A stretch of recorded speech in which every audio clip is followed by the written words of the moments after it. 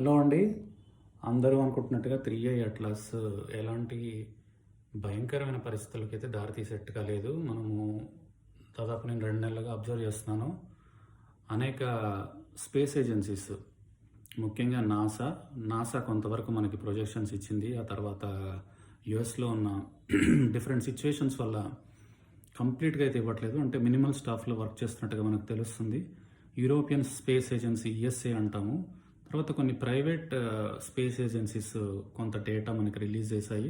అంటే optical scope, మనం ఆబ్జెక్ట్ని ఏదైనా చూసినప్పుడు శాటిలైట్స్ నుంచి వచ్చే ఆప్టికల్ స్కోప్ ఇన్ఫర్మేషన్, అంటే అక్కడ నుంచి ఏ వేవ్ లెంత్లో, ఇప్పుడు మనం ఏ ఇమేజ్ తీసుకున్నా కూడా లైట్ ఎమిషన్, ఆ ఆబ్జెక్ట్ నుంచి వచ్చే లైట్ ఎమిషన్ని మనం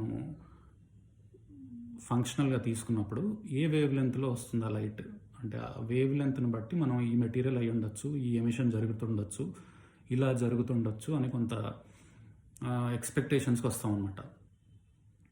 అయితే భూమి నుండి సూర్యుడికి ఉండే దూరంలో సగం దూరం, అంటే ఒక half the distance between sun and earth, ఈ అట్లాస్కి సన్కి మన అక్టోబర్ 29th రోజు అంత దగ్గరగా, అంటే సూర్యుడికి అంత దగ్గరగా, భూమికి సూర్యుడికి ఉండే దూరంలో సగం దూరం అంత దగ్గరగా వస్తుంది.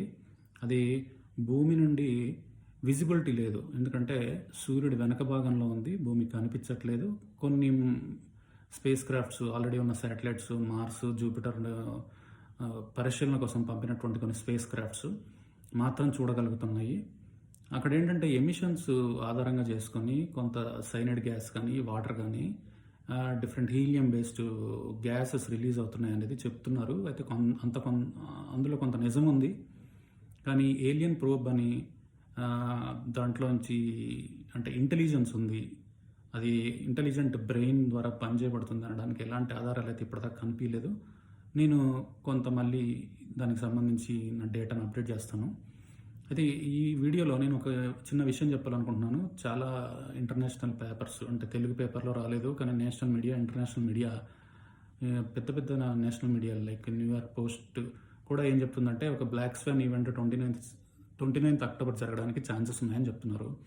నేనైతే దాన్ని పూర్తిగా విశ్వసించట్లేదు. బట్ బ్లాక్ స్వాన్ ఈవెంట్ అంటే ఏంటి అనేది తెలుసుకోవడం కోసం ఒక చిన్న ప్రయత్నం. బ్లాక్ స్వాన్ ఈవెంట్ అని ఎప్పుడు అంటామంటే, ఒక అన్ప్రిడిక్టెడ్ ఈవెంట్ జరిగి దాని కాన్సిక్వెన్సెస్ చాలా సంవత్సరాలు ఉండేటువంటి ఈవెంట్ జరిగి, ఆ ప్రిడిక్షన్ ఈవెంట్ అయిపోయిన తర్వాత వచ్చే ఒక భయంకరమైన సిచ్యువేషన్ని మాత్రమే బ్లాక్ స్వాన్ ఈవెంట్ అంటాం. అంటే దానికి ఉదాహరణగా మనము కరోనా, COVID-19 సిచ్యువేషన్ తీసుకుందాం. అంటే ఒక 3-4 రోజులలోనే వైరస్ బాగా స్ప్రెడ్ అయిపోయి చాలా డెత్స్ అయినాయి.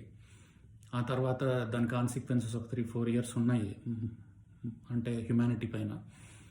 అట్లాగే దాని ప్రిడిక్షన్ ఎందువల్ల వచ్చింది అనే ప్రిడిక్షన్ చాలా లేటర్ ఆన్ స్టేజ్లో వచ్చింది. సో ఇలాంటి లక్షణాలు, 3 లక్షణాలు ఉన్న దాన్ని మాత్రమే బ్లాక్ స్వాన్ ఈవెంట్ అంటాము.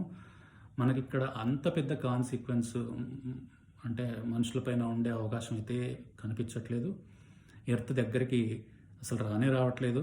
1.6 EUs, అంటే భూమికి సూర్యుడికి మధ్య ఉండే దూరానికి 1.6 రెట్లు దూరంలో మాత్రమే భూమికి, అది కూడా డిసెంబర్ 2025లో వస్తుంది. దానివల్ల ఎలాంటి హాని అయితే లేదు.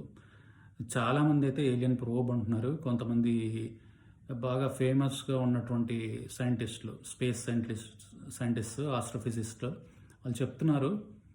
బట్ ఈవెన్ అది ఏలియన్ ప్రోబ్ అయినా కూడా, అయ్యున్నా కూడా, దాని ట్రాజెక్టరీ ప్రకారం డిసెంబర్లో సోలార్ సిస్టమ్ నుండి బయటకు వెళ్ళిపోతుంది. ఏదైనా అబ్జర్వేటరీకి ఉన్నా కూడా అది అంత పెద్ద హామ్ చేసే అవకాశం అయితే లేదు. Thank you. 3i అట్లాస్కి సంబంధించిన చాలా అప్డేట్స్ నేను మరిన్ని వీడియోస్లో మీకు అందజేస్తూ ఉంటాను.